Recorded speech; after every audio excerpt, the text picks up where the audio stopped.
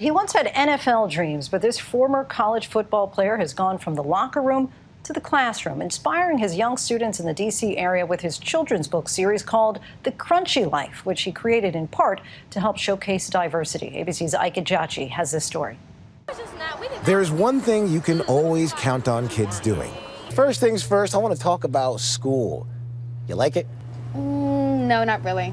And that's telling the truth, especially about school. It's just not fun, I guess.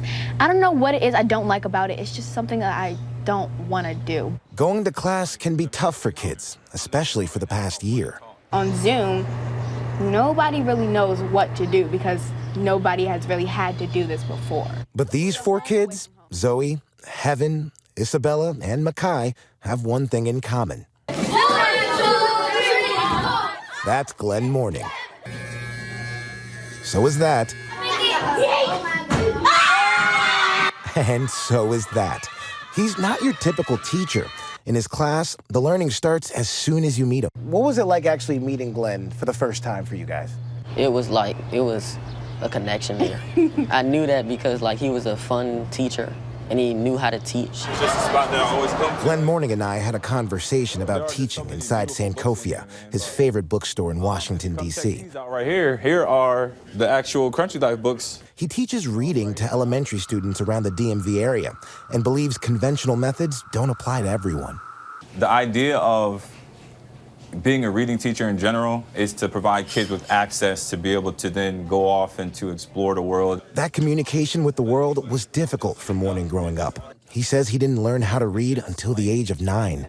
Growing up in a house with 12 or 13 other people where you're not getting the right attention, you may not get a chance to practice reading, and just the different frustrations that build up in you as a kid. So it got to a point where it's like, we just need to get by as opposed to, really excel. So sports became Mourning's outlet. 24, Glen Mourning. Football almost became like this personified father figure. His skills on the field gave him an opportunity to go to college at the University of Connecticut with hopes of pursuing an NFL dream. But the challenge proved to be too much. I was drowning. But at the point where I realized as a junior that it wasn't going to happen, no matter how hard I practiced, I realized that if I don't do something, I'm going to end up back on my grandma's couch. That's when Mourning made the move from the locker room to the classroom. He graduated UConn with a degree in education, determined to make a difference. Talk to me about that first teaching job you had. What was that like? Imagine driving a car and then all of a sudden the steering wheel just disappears, right? But your foot is still on the gas. That's what teaching, for myself at least, was like in year 1. So it got to a point where I just knew that I wanted to be, even from a child, I wanted to be like those people that helped me get through it all. You know what I mean? And it wasn't meant to be in terms of the football thing, man. Teaching is, there's superheroes in those classrooms. Mourning says he started talking to his young students about life through lenses they understand. What would you talk to them about in those times when you were alone with them? About everything. About not having enough money to buy groceries. About not knowing how to do laundry. About not knowing how to even tie the tie that I was wearing. Just being so, transparent to the point where they're like, there's never going to be a day where they can't tell me what's going on because I'm so open and honest with them. When did they transform from words to words on the paper? Oh, yeah. So I had an opportunity to just speak to, a group of 5th graders in Connecticut in my hometown. And once I kind of just realized that the stories that I'm telling kids in front of, large groups of people, that I could put them in books and they'll last longer, and then those messages can actually transpire into the home, then I was like, okay, I need to figure out a way to do this.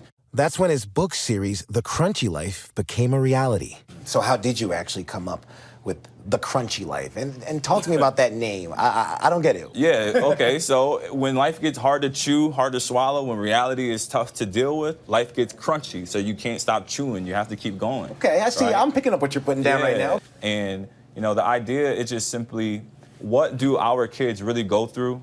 And how can we show them that we see them? You don't see a lot of books about young Black kids in school. And when you do see them, it doesn't really show what actually happens. It really just shows stereotypes and what they want to happen. But in these books, it's really realistic and can be it's really meaningful. Heaven and so many of Mourning's students say they experience something new with his books. They see themselves in the pages. That new feeling for them only magnifies the lack of diversity in children's books. In 2018, only 10% of children's books were based around an African or an African-American character. In that same year, there were more books centered on animals than any character from a diverse background. You have this lopsided approach where most of the struggling readers are kids of color. So to give them an entry point, Crunchy Life is like, hey, that looks like me, read it.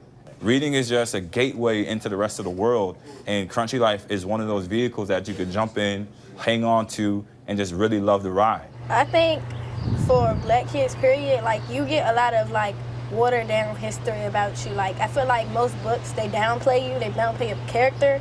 So like sometimes you do doubt yourself, like, okay, is it really good to be Black? And I feel like Mr. Mourning, when we went to his class, he was like, this is gonna be the fun class. We improve so much in reading, no more brand new books to read. A lot of writers are inspired by the greats. Glen Mourning says he gets to see greatness in his students every single day. Mr. Mourning, he used to tell us every single day, I care about you. Like, they're not paying me to care about you, but I care about you. When you know somebody care about you, you want to go on with your day instead of doing different things. Ike Ejiochi, ABC News, Washington, D.C. Hi everyone, George Stephanopoulos here. Thanks for checking out the ABC News YouTube channel. If you'd like to get more videos, show highlights, and watch live event coverage, click on the right over here to subscribe to our channel, and don't forget to download the ABC News app for breaking news alerts. Thanks for watching.